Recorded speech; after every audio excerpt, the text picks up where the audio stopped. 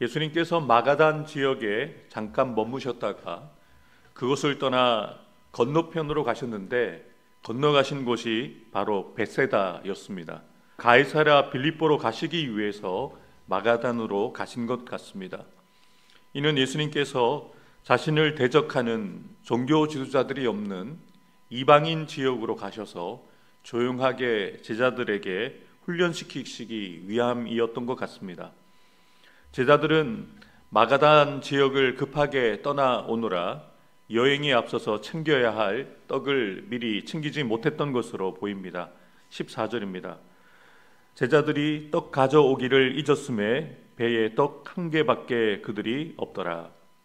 떡 7개와 물고기 2마리로 7광주리를 남겼던 기록을 우리가 볼 수 있었던 것처럼 많은 떡을 남겼지만 제자들이 떡을 하나밖에 챙겨오지 못했다는 것을 상기시켜주고 있는데, 예수님께서는 미리 떡을 챙기지 못했던 제자들에게 갑자기 삼가 바리새인의 누룩을 주의하라고 교훈을 하십니다.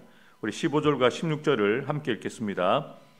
예수께서 경고하여 이르시되 삼가 바리새인들의 누룩과 헤롯의 누룩을 주의하라 하시니 제자들이 서로 수군거리기를 이는 우리에게 떡이 없음이로다 하거늘. 아멘.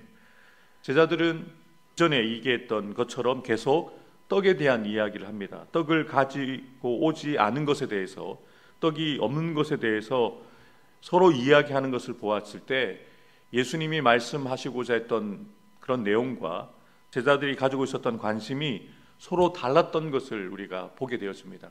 같은 현장에서 예수님의 말씀을 듣고 있음에도 불구하고 그들은 전혀 예수님의 의도를, 예수님의 뜻을 캐치하지 못했던 것이죠. 우리도 이러한 상황들을 바라볼 때 답답함을 느끼는데 당사자이셨던 예수님께서 얼마나 답답하셨겠습니까?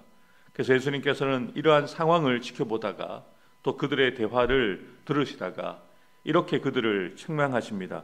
우리 17절부터 19절을 함께 읽겠습니다.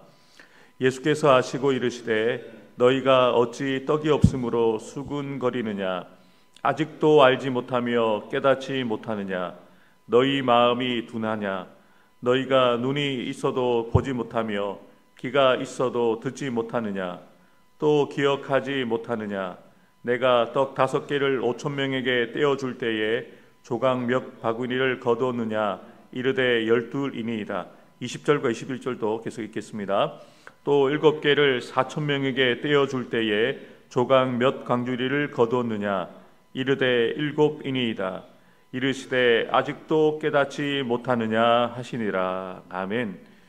예수님의 답답한 마음을 느낄 수 있는 그런 말씀입니다. 아직도 깨닫지 못하느냐?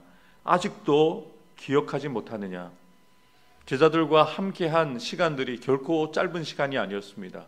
거의 3년 가까이 예수님 곁에서 예수님의 말씀을 듣고 예수님이 행하시는 기적을 직접 보고 듣고 또 그들의 손으로 그 기적의 중심에서 주님께 쓰임받는 제자들이었음에도 불구하고 아직도 예수님이 하시는 그 말씀을 깨닫지 못하고 예수님이 행하셨던 그 모든 일들을 통하여 주셨던 메시지를 깨닫지 못한다라고 예수님이 책망하고 계시는 거죠.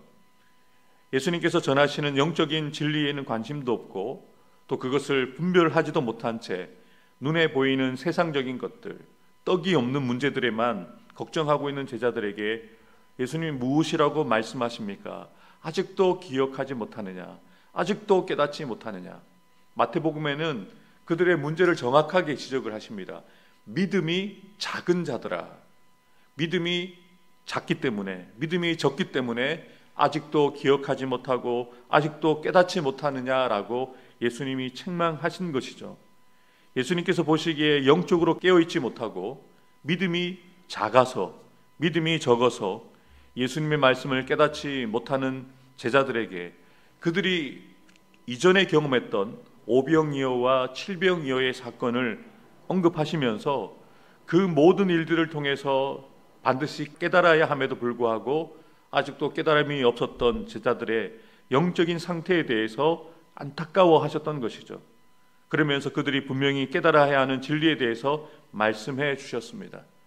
제자들이 지금까지 생각해 왔던 떡에 넣는 누룩이 아니라 바리새인들 그리고 헤롯의 누룩을 주의해야 한다. 사랑하는 성도 여러분, 우리도 혹이나 예수님이 제자들을 책망하신 것처럼 믿음이 적은 자들아 아직도 깨닫지 못하느냐, 아직도 알지 못하느냐 라고 책망하실 그런 모습은 없는가, 우리 자신을 돌아봐야 합니다.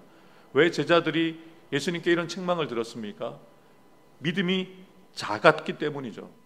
그들에게 떡이 없음을 보고 떡이 하나밖에 없다는 것을 보게 되어지자 그들 곁에 계셨던 오병이어로 칠병이어로 수많은 사람들을 먹이실 수 있는 전능하신 주님을 바라볼 수가 없었던 것이죠. 우리가 보아야 할 것을 보지 못하고 들어야 될 말씀에 집중하지 못하면 우리도 예수님께 이러한 책망을 드릴 수 있다는 것이죠.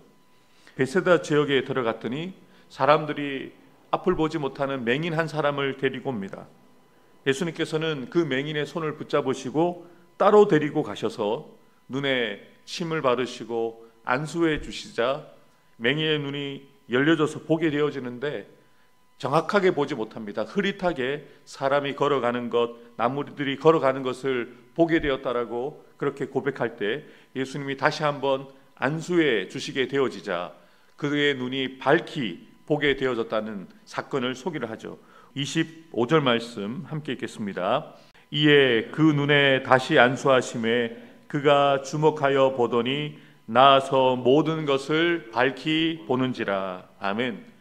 영적으로 소경이 되어 보지 못하고 영적으로 귀 머글이 되어 듣지 못하는 그 제자들을 책망하신 예수님께서 육적으로 앞을 보지 못하는 그 맹인을 만나셔서 그 눈을 뜨게 하신 사건을 소개를 하면서 맹인과 예수님의 만남의 결론을 분명하게 이야기하죠.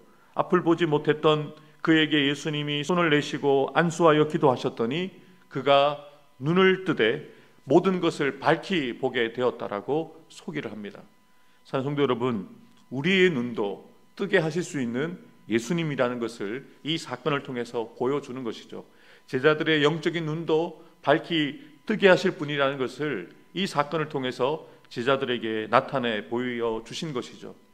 시편 기자도 시편 119편 18절에 이렇게 기도합니다.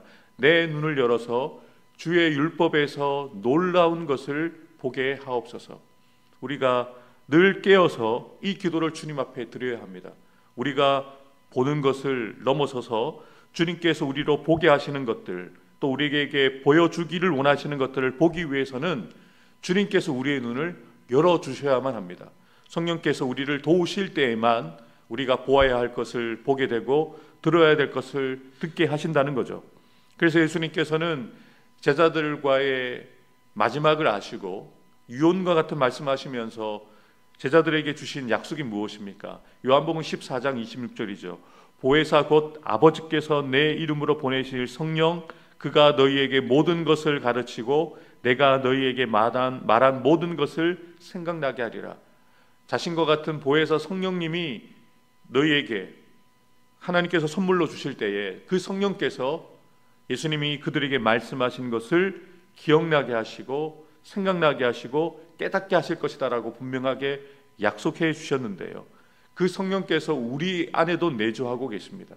그래서 우리가 보지 못하는 것, 듣지 못하는 것, 깨닫지 못하는 것들을 깨달을 수 있도록, 볼 수 있도록, 들을 수 있도록 성령께서 도와주신다는 것이죠.